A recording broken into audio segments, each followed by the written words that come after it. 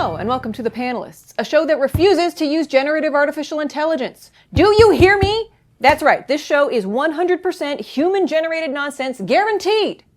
I'm your host, Molly, or is an AI hallucinating me?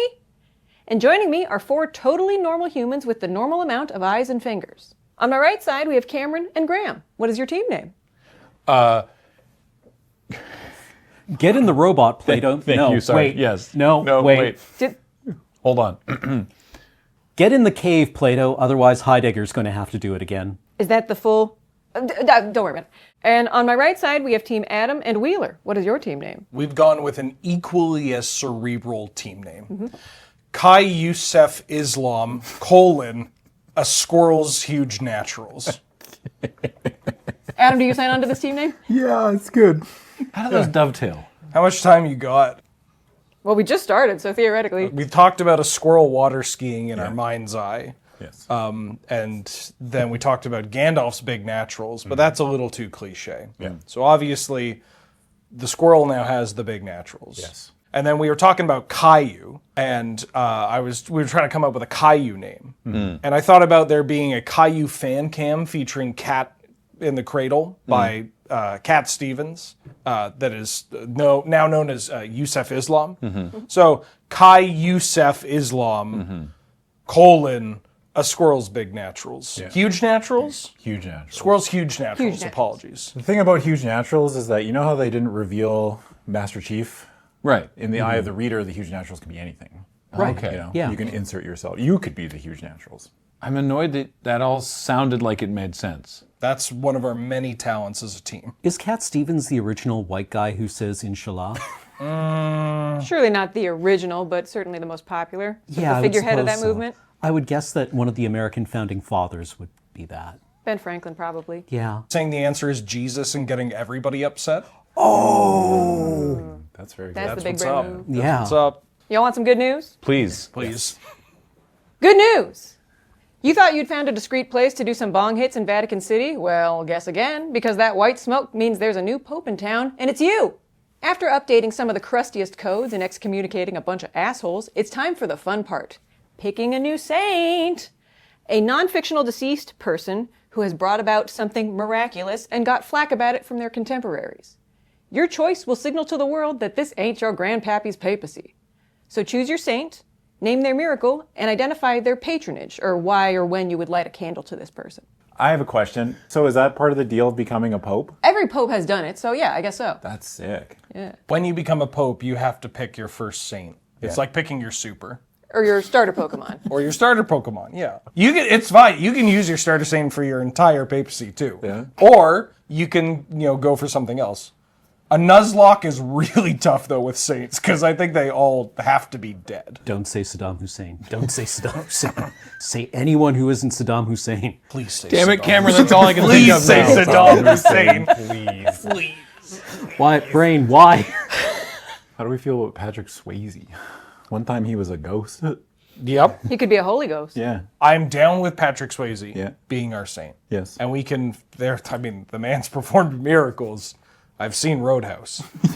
The fact that he is the ghost and then the implication that he's the Holy Ghost brings into the conversation of Trinitarianism here, where if Patrick Swayze is the Holy Ghost and the Holy Ghost is also the Father and the Son, does this mean that Patrick Swayze is God?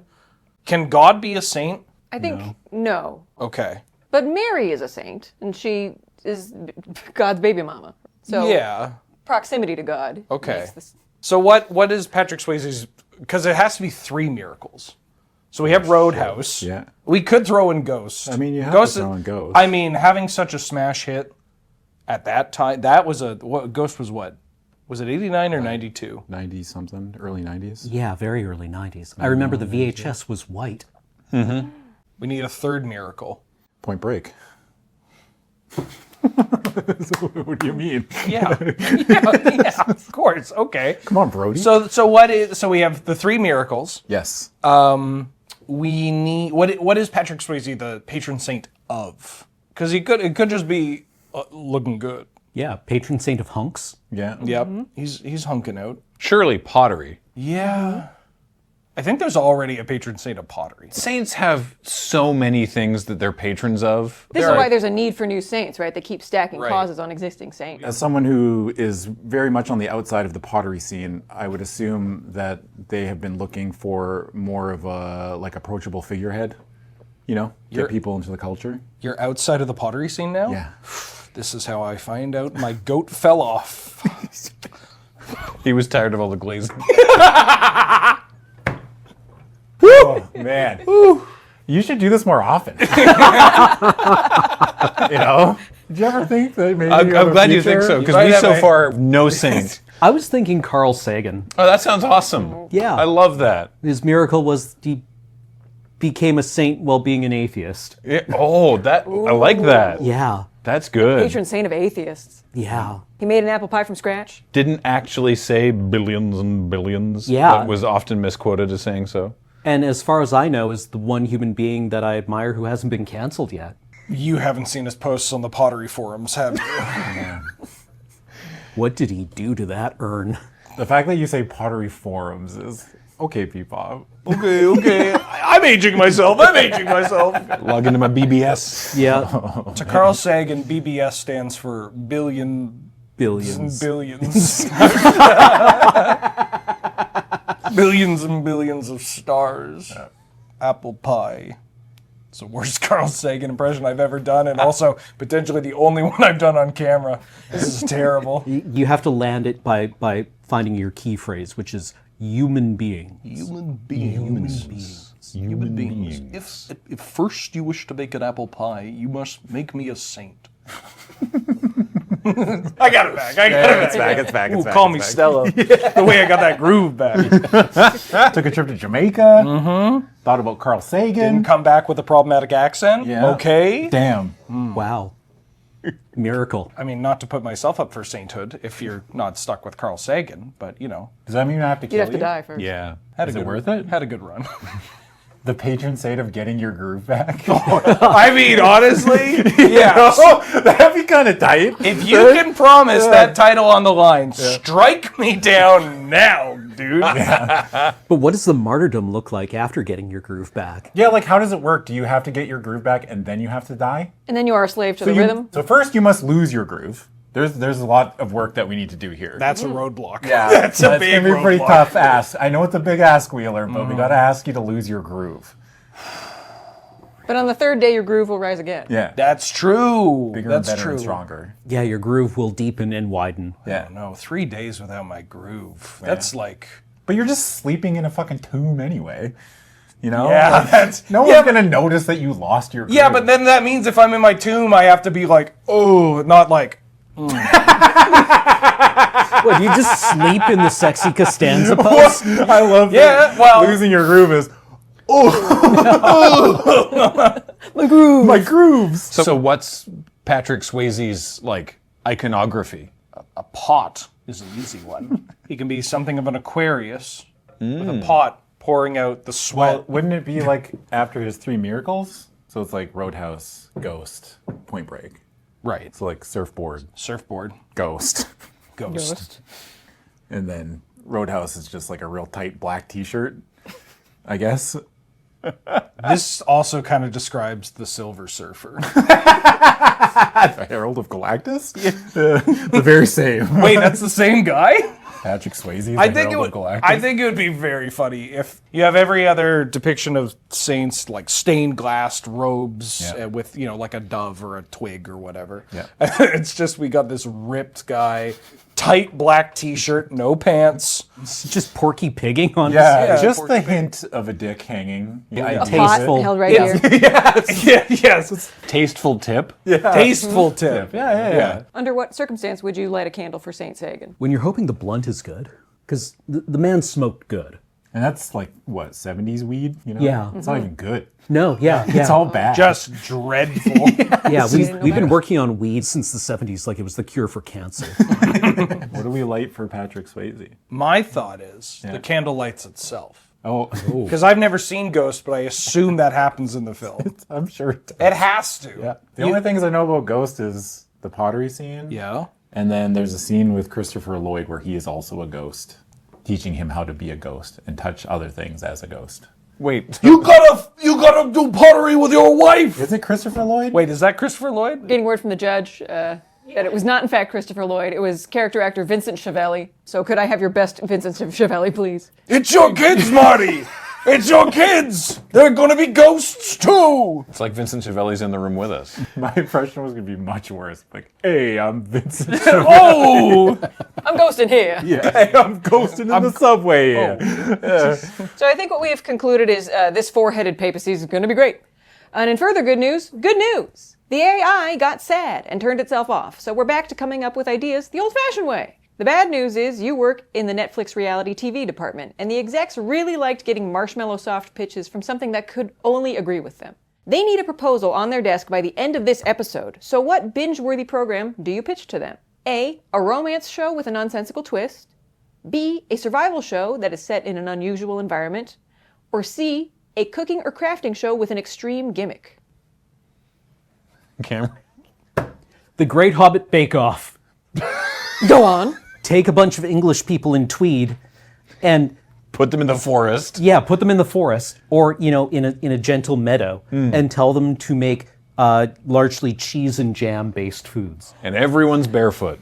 Yeah. Yeah, if there's one thing that the cooking world needs, it's English feet. My exact type of preferred dessert. I have the dobbit. I have the diet of a hobbit. Yeah, I'm kneading. Yeah. I'm making biscuits like those hobbits are. Oh yeah. Yeah, To hell with your sugars and your chocolat. Give me honey bread and jams and jellies and berries and cream. Yeah. In that order. Yeah. Yeah. That came right out. Have you been cooking on that for a while? I've been thinking about it. Yeah. I've been meditating on the possibility of the Great Hobbit Bake Off. Mainly as just like the one Lord of the Rings tie-in that I actually do kind of want. I don't really need any more sword fighting games or like an RTS or an MMO. No, I want Hobbit lifestyles. I want two different kinds of bread. One that snaps and one that just... Squidges. Yeah. So you know those shows where they drop people off in remote areas of northern BC and they're like, you have to survive for 30 days or whatever and we'll come get you? Mm-hmm. What about that, but with like Pokemon Go players? And then you're just like, okay, find your Beldum. Yeah. Or whatever. You give them a Pokemon to find. They're like, all right, we've dropped you deep in a Vietnam jungle. Yeah. This is how they find their food. Is that they have to find certain Pokemon, and when they do, there's going to be like a little lockbox or whatever with like, I don't know, a G Fuel or like a fruit to go. We got Mr. Beast as a host. Mr. Beast is just the face. Yes. But really, this is funded by bitter survivalists that are just like really jaded from all the people that have tossed their lives away through like trying to have their own Into the Wild. Just troll Twitter for people who were like, yeah, I could hold my own against a bear and be like, I got great news for you. Yes. Or take every one of the dudes who thought they could get a point off Serena Williams. Yes. Yeah. It's like, you're not hitting that 94 mile per hour serve. I'm actually just fine expanding this to you take every asshole you've met online and we drop them in the middle of nowhere. Yeah. And then That's it. yeah, that's it. That's Yeah, it. roll credits. Yeah, they're like, you'll pick us up in 30 days, right? If you find this Bulbasaur. Yeah, you gotta find your Bulbasaur. The only way to get off this, we condemn you to Monster Island. Yeah. Where are the cameras, they ask. Cameras, I say as I close the door to the helicopter. Cameras. Your quest is to find the lighthouse, and inside there's a Mr. Mime.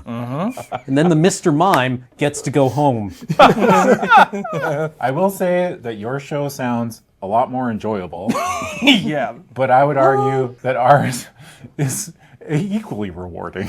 A little higher budget, maybe, but you get that It's back. going to cost a lot of taxpayer money. It's a tough pitch, right? Yeah. You could call it Wanted Poster. God damn.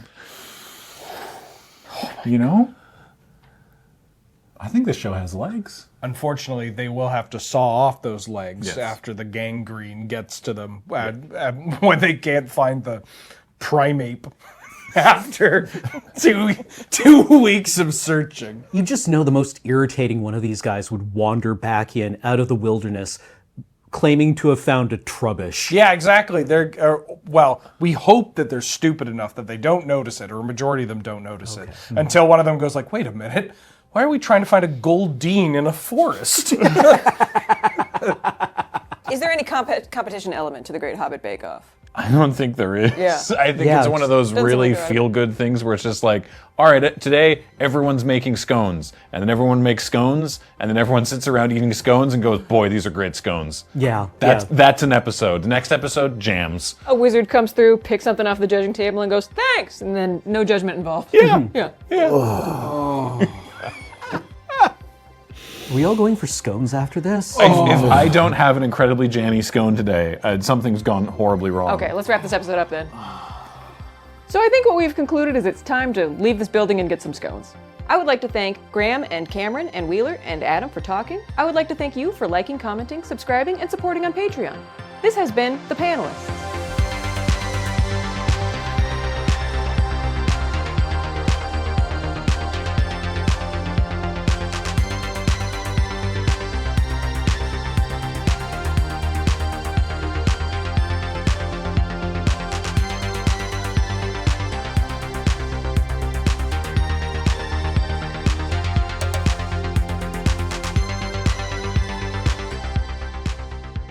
What would be the symbol of Saint Sagan? Apple pie. Apple pie. Yeah. Why is it an apple pie? Oh, he did a bit in Cosmos where the famous line is, if you want to create an apple pie from scratch, first you must create the universe. My grandma never had to do that. Someone had already done that work.